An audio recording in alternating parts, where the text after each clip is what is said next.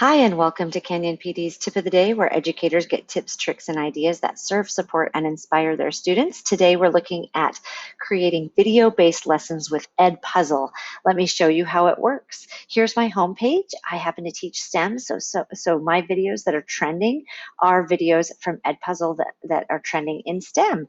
Yours might be something different. If I look over here to YouTube, for example, I want to take a YouTube video and I want to splice it and make it my own. Let me show you how that works. For example, this is a YouTube video coming from our weekly Wednesday webinar series. I happen to be teaching a class full of teachers that are interested in student accountability in this virtual world. So what I'm doing here is I'm taking this video and I'm splicing it to the part of the video I want, and I just want the part about classroom virtual student accountability and responsibility. It's actually strategy number 3, so I'm not sure why I chose this strategy so far into the video. There we go. Instilling student responsibility. That's exactly what I want to teach my students. I want to get it about right there, and then I'm going to pull this side of the video up.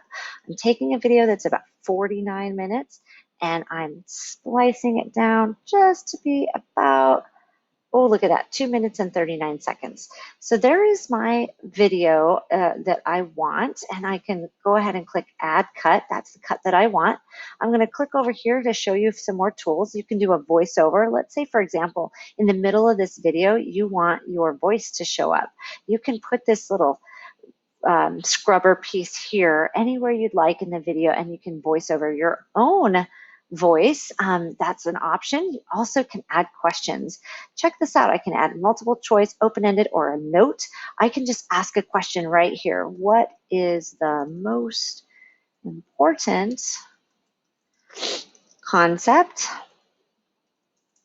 from this video? And I can also ask them to support with video evidence, something along those lines. You know, oftentimes our students are asked to support with text evidence, but this is also a medium that they can use, and they can support with video evidence. So I can click Save here. Oh, by the way, here is where that is going to show up, that question. So I might want to keep this at the very end, because that's when the answer to the question will have been evident. When I have that finished, I can click Finish, and there is my video lesson based on the lesson I got from YouTube.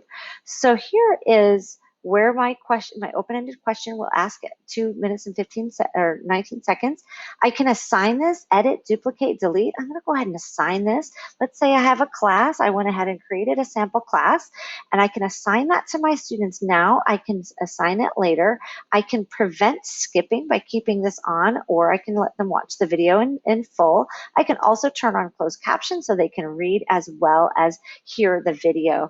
Finally, I can take a public link if I want to, copy and paste that into my Google Classroom or into my website, and voila, you have a lesson that you've built from someone else's video content. It is a fantastic way to empower your students to fulfill their purpose. Until next time, this has been your Tip of the Day.